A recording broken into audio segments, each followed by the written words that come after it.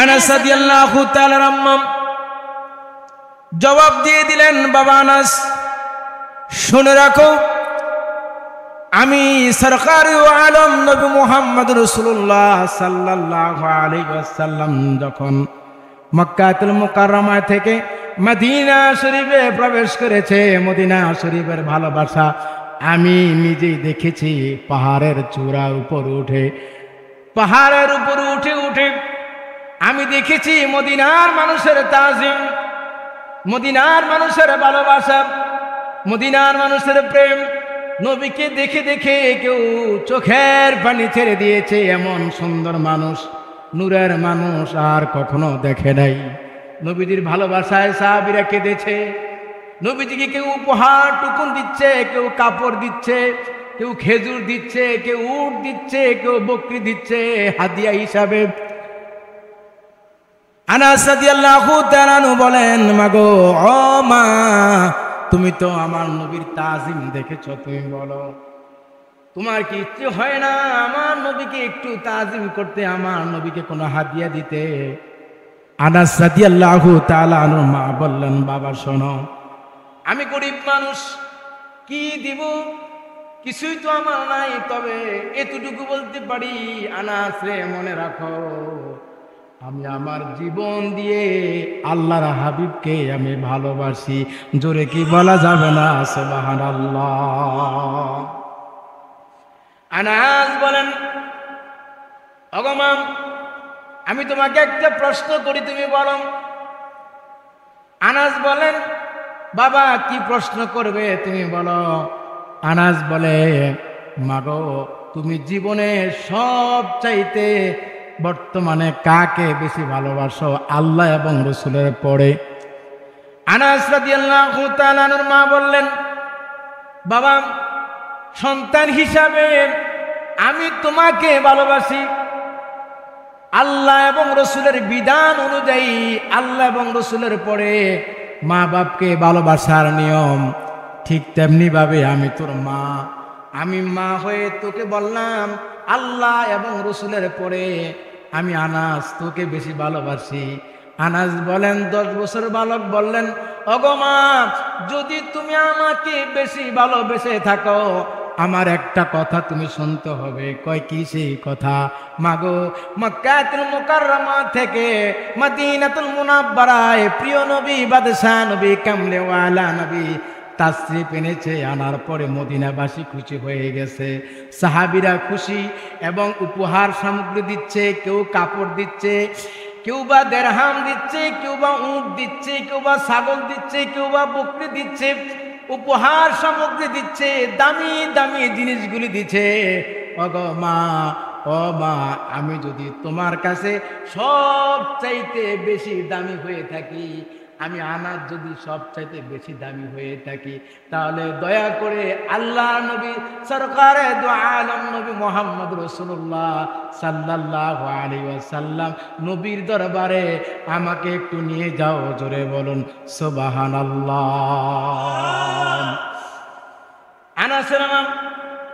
আনাস রাদিয়াল্লাহু তাআলা আনহুর কথা শুনেন, আনাসকে নিয়ে আল্লাহ নবীর দরবারে চলে গেলেন। নবীর দরবারে যায় বলেন, ইয়া রাসূলুল্লাহ, ইয়া হাবিবাল্লাহ, আপনি মক্কা থেকে মদিনা এসেছেন। মদিনাবাসী খুশি হয়ে গেল, খুশিতে আনন্দে আত্মহারা হয়ে গেল। এই আনন্দ মুহূর্তে অনেকে অনেক কিছু উপহার সামগ্রী দিচ্ছে, কেউ বা কাপড় দিচ্ছে, কেউ বা দেরহাম দিচ্ছে, কেউ বা খেজুর দিচ্ছে, কেউ বা আপনাকে অনেক কিছু দিচ্ছে। কিন্তু আমি গরিব মানুষ, আমি তো কোনো কিছু দিতে পারলাম না। ইয়া রাসূলুল্লাহ, ইয়া হাবিবাল্লাহ, সে সত্তার কসম করে বলি, আমি রাসূলকে, আমি আপনাকে আমার জীবনের চাইতে বেশি ভালোবাসি। এবং ভালোবাসার কারণে আপনাকে আমি কি উপহার দিব? আপনাকে খাদেম হিসাবে আমার ছেলেকে আপনার জন্য উৎসর্গ করে দিলাম। জোরে বলুন সুবহানাল্লাহ। ইয়া রাসূলুল্লাহ, ইয়া হাবিবাল্লাহ, আপনি দয়া করে, আপনি মায়া করে আমার ছেলেকে কবুল করে নেন। আপনি দয়া করে মায়া করে আমার সন্তানকে আপনার খাদেম হিসাবে কবুল করে নেন। আমি উৎসর্গ করে দিলাম, আপনি দয়া করে আমার সন্তানকে কবুল করে নেন। আল্লাহ রসুল খুশি হয়ে গেলেন এবং 10টি বছর আনাস রাদিয়াল্লাহু তাআলা আনহু নবীজির খেদমতে নিয়ে যেতেছিলেন। জোরে কি বলা যাবে না সুবহানাল্লাহ? এটা আমি কেন বললাম? আমরা আল্লাহর গোলাম। কার গোলাম? জোরে বলেন, আরো জোরে বলেন আল্লাহু আকবার, আরো জোরে বলেন আল্লাহু আকবার। আমরা আল্লাহর গোলাম। আর কার গোলাম? আল্লাহ। আর কার গোলাম করলে শিরিক হবে? রসুলের গোলাম। জোরে বলেন না সুবহানাল্লাহ। আমরা যখন বলি, একজন বলে যে আল্লাহর বান্দা, আমরা আল্লাহর গোলামি করব, আল্লাহর ইতিআত করব, আমরা আল্লাহর বান্দা। কিন্তু রসুলের গোলাম বলা মাত্রই কিছু মানুষের চুলকানি শুরু হয়ে যায়। হোক, তাতে আমাদের কিছু আসে যায় না। তবে আমরা আল্লাহর গোলাম এবং রসুলের গোলাম। জোরে বলেন সুবহানাল্লাহ। কারণ আমরা আল্লাহকে দেখি নাই, কিন্তু আল্লাহর হুকুম পালন করি আমার রসুলের মাধ্যমে। রসুল আমাদেরকে দেখিয়েছেন, শিখিয়েছেন, হুকুম দিয়েছেন, ওয়ার্ডার দিয়েছেন। অর্থাৎ মাইয়াতুর রসুলা ফাকাদ আতা আল্লাহ, অর্থাৎ আল্লাহর রসুলের খুশিটাই আল্লাহর খুশি, রসুলের আনুগত্যটাই আল্লাহর আনুগত্য। জোরে কি বলা যাবে না সুবহানাল্লাহ? আরো জোরে বলেন না সুবহান। তাহলে আমরা কার গোলাম? আল্লাহর গোলাম এবং রসুলেরও গোলাম। জোরে বলেন সুবহানাল্লাহ।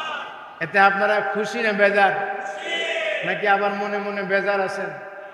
বেজার নাই তো? আমরা রসুলের গোলাম, আল্লাহরও গোলাম। এখন আল্লাহর বান্দার পরিচয় এই পৃথিবীতে পাঠানো হলো জিন ইনসান, মানুষকে পাঠানো হলো। জিনও আছে, মানুষও আছে, আল্লাহর ইবাদতের জন্য সৃষ্টি করা হলো। একটু মনোযোগ দিতে হবে এখানে। এই মানুষগুলাকে জান্নাতে পাঠানো হবে, আবার এই মানুষগুলাকে জাহান্নামেও পাঠানো হবে। জান্নাত জাহান্নাম দুইটা জিনিস, একটা হলো খারাপ, একটা হলো ভালো। জান্নাতে যাওয়ার কোয়ান্টিটি যদি কারো থাকে, আল্লাহ সুবহানাহু ওয়া তাআলা দয়া করে তাকে জান্নাতে পাঠিয়ে দিবেন। আর যদি আল্লাহর বান্দা যদি আল্লাহর সাথে নাফরমানি করে, শিরকের বিদআতে লিপ্ত থাকে, যদি আল্লাহর হুকুম পালন না করে, রাসূলুল্লাহর সুন্নাহ তরিকায় না চলে, তাহলে বোঝা যায়, কোরআন হাদিসের সাক্ষী অনুযায়ী বোঝা যায় জাহান্নামের দিকে চলে যাবে। কিন্তু কে জান্নাতে যাবে, কে জাহান্নামে যাবে, এটা জানেন কে? একটু জোরে বলেন, জানে কে? এটা জানে আমার আল্লাহ। কিন্তু যেই লোকটাকে সর্বশেষে জান্নাতে পাঠানো হবে, যেই লোকটাকে সর্বশেষে জান্নাতে পাঠানো হবে, ওই লোকটা জাহান্নামে ছিল। সুবহানাল্লাহ বলবেন না? ওই লোকটা জাহান্নামে ছিল, জীবনভর জাহান্নামে ছিল। আল্লাহর বড় মায়া লাগবে, আল্লাহর রহিম, আল্লাহ রহমান, আল্লাহ দয়ালু। ওই লোকটা যেই মাত্র ওই লোকটাকে জান্নাতে যাওয়ার ব্যবস্থা করবে আমার আল্লাহ ফেরেশতাদের ডাক দেয়া বলবে, আমার এই বান্দাটাকে বাহির করো, এই বান্দাকে এখন জান্নাতেও দিও না, জাহান্নামেও দিও না, মাঝখানে একটু রাখো। জোরে কি বলা যাবে না সুবহানাল্লাহ? অর্থাৎ একজন বান্দাকে, জাহান্নামী বান্দাকে জাহান্নাম থেকে উঠাই এনে আল্লাহ বলবে, এখন আর তাকে জাহান্নামেও দিও না, জান্নাতেও দিও না, তাকে মাঝখানে রাখো। জোরে বলেন না সুবহানাল্লাহ। যেই মাত্র মাঝখানে রাখবেন, রাখা মাত্র, যেই মাত্র মাঝখানে রাখবে, রাখা মাত্র ওই আল্লাহর বান্দা ডাকতে বলবে, রব্বে কারীম, হে আমার রব রহমান, এখন আমি জান্নাতেও নাই জাহান্নামেও নাই, মাঝখানে এমন একটা জায়গায় রাখলেন। আল্লাহ, আমি এখান থেকে জান্নাতের ঘ্রাণ পাচ্ছি, জান্নাতের ঘ্রাণ পাচ্ছি, জান্নাতের ঘ্রাণ পাচ্ছি। আল্লাহ, আপনি দয়া করে আমাকে জান্নাতের গেট পর্যন্ত যাওয়ার সুযোগ করে দেন। জোরে বলুন সুবহানাল্লাহ। আমার আল্লাহর বড় মায়া লাগবে, আমার আল্লাহর বড় দয়া লাগবে বান্দার প্রতি, এহসান করবে। আমার আল্লাহ বলবে, ফেরেশতারা রে, ও ফেরেশতারা, এই বান্দাটাকে তোমরা জান্নাতের দরজায় পর্যন্ত একটু নিয়ে যাও। যেই মাত্র এই বান্দাকে ফেরেশতারা জান্নাতের দরজায় পর্যন্ত নিয়ে যাবে, নিয়ে যাওয়ার পরে তিনি ওখানে কিছু সময় দাঁড়িয়ে থাকবেন। ওই দরজার কাছ থেকে ভিতর দিয়ে তিনি অবলোকন করবেন। এত সুন্দর, এত সুন্দর, এত সুন্দর মুহূর্তগুলি তিনি অনুভব করবেন। জান্নাতের দরজায় দাঁড়ায় দাঁড়ায় আল্লাহর বান্দা যখন জান্নাতের কিছু অংশগুলি দেখবেন, এত সুন্দর, এত সুন্দর, এত আনন্দিত হয়ে যাবেন। তখন আবার ওই বান্দা আল্লাহকে ডাক দিয়ে বলবেন, রব্বে কারীম, রব্বে কারীম, রব্বে কারীম, হে আমার আল্লাহ, হে আমার রব, আমি জান্নাতের গেটের মধ্যে আসলাম, কিন্তু এখনো তোমার জান্নাতে প্রবেশ করতে পারি নাই। আল্লাহ, ও আমার আল্লাহ, আমি তোমার কাছে শেষবারের মতো একটা প্রার্থনা করি। আল্লাহ, আমি ছিলাম জাহান্নামে, জাহান্নাম থেকে তুমি বের করে মাঝখানে রাখলা। মাঝখানে রাখার পরে আবার তোমার কাছে প্রার্থনা করেছি, প্রার্থনা অনুযায়ী জান্নাতের গেট পর্যন্ত আনলা। আল্লাহ রাব্বে কারীম, তোমার কাছে শেষবারের কসমাতো একটা আবদার করি, প্রার্থনা করি, তোমার কাছে বলছি, আল্লাহ, জান্নাতের এত নাজ নিয়ামত বাহির থেকে দেখতে এত সুন্দর লাগছে। আল্লাহ, জান্নাত যে কত সুন্দর তা তো আমি জানি না, তবে আমাকে একটু দেখার সৌভাগ্য করে দাও। আল্লাহ, আমাকে একটু দয়া করে মায়া করে জান্নাতের মাঝখানে একটু নিয়ে যাও। জোরে বলুন সুবহানাল্লাহ। আমার আল্লাহ রহমান, আমার আল্লাহ রহমান, আমার আল্লাহ রহমান, আমার আল্লাহ রহমান রহিম। আল্লাহ ডাক দিয়ে বলবে, ফেরেশতারা রে, ও আমার ফেরেশতারা, তোমরা আমার এই বান্দাকে আমার জান্নাতে একটু প্রবেশ করায় দাও। জান্নাতে প্রবেশ করানোর পরে সুন্দর মতো তাকে একটু জান্নাতের নাজ নিয়ামত উপভোগ করতে দাও, ওখানে দাঁড়াইতে দাও। যেই মাত্র দাঁড়ানো ফেরেশতারা আল্লাহর হুকুমে এই বান্দাকে যখন জান্নাতের মাঝখানে নিয়ে যাবে, নাজ নিয়ামত যখন দেখা দেখি শুরু হয়ে গেল, এই চক্ষু দিয়ে, এই কর্ণ দিয়ে, এই জবান দিয়ে কত আল্লাহকে ডাকলো, নাফরমানি করলো, কত কিছু করলো। এই কান আমার আল্লাহ দিয়েছে কোরআন শরীফ শোনার জন্য, এই চোখ দিয়েছে ভালো ভালো জিনিসগুলি দেখার জন্য। আজকে সেই দিকে কর্ণপাত আমরা করছি না।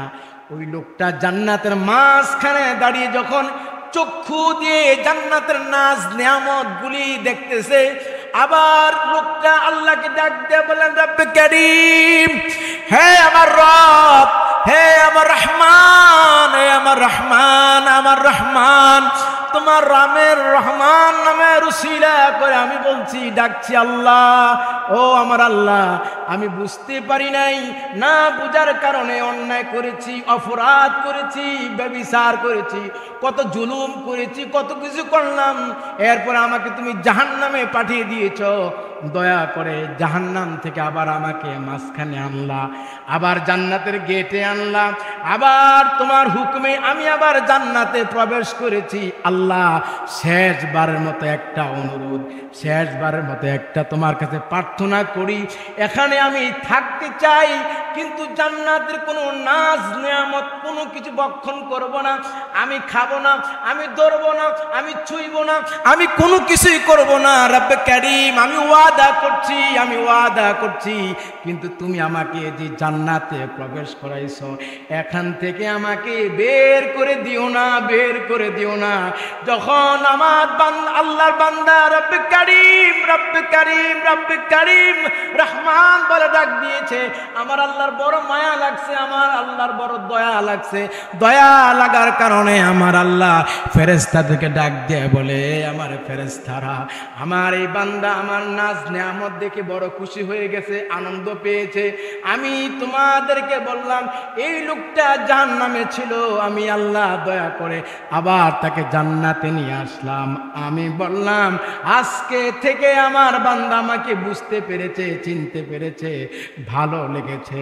রহমান কাহাকে বলে? রহমানের জাত পরিচয় চিনতে পেরেছে, আল্লাহকে মেনেছে। আমি তোমাদেরকে বললাম এই বান্দা এখন থেকে চিরকালের জন্য জান্নাতে থাকবে। জোরে বলুন সুবহানাল্লাহ। আজকে জুমার আলোচনায় আমি সমাপ্তি করে দিচ্ছি, শুধু এতটুকু বলতে চাই, আল্লাহর পরিচয়, আল্লাহর মহব্বত, আল্লাহকে চিনার উপায়, আল্লাহকে চিনতে হলে, বুঝতে হলে আপনি পাহাড়ে যেতে হবে না, জঙ্গলে যেতে হবে না। আল্লাহকে বুঝার জন্য, আল্লাহকে চিনার জন্য আপনি কোথাও যাওয়া লাগবে না, শুধু সৃষ্টিকুলের দিকে একটু তাকায়া তাকায়া ভাববেন, নিজের দিকে তাকায়া ভাববেন। আল্লাহকে চিনার অন্যতম মাধ্যম, যিনি একটি চোখের বিনিময়ে দুটি চক্ষু দিলেন, একটি হাতের বিনিময়ে দুটি হাত দিলেন, একটি কানের বিনিময়ে দুইটা কান দিলেন, এবং কি আপনাকে একটা রগের বিনিময়ে, পায়ের রগের বিনিময়ে আরেকটা এক্সপায়ার রগ দিয়ে দিলেন। কোনো কারণে যদি রগটা অন্যায়, কোনো কারণে যদি রগটা কাটা লাগে, অপারেশন করা লাগে, আমার আল্লাহ এক্সপায়ার হিসেবে আরেকটা রগ দিয়ে দিলেন। এই যে আমার আল্লাহ রহমান, আমার আল্লাহ রহিম, আমার আল্লাহ যেহেতু দয়া মায়া, এই দয়া মায়ার যখন দিকে মায়ার দৃষ্টিতে আল্লাহ বান্দা যখন অনুভব করেন, আমার আল্লাহ রহমতের ডালা তার ভিতরে প্রবেশ করে দেন, অর্থাৎ আমার আল্লাহ তার উপরে খুশি হয়ে যান। আমার আল্লাহ খুশি হয়ে বান্দার তামাম জিন্দেগির গুনাহ খাতাগুলি মাফ করে দেয়।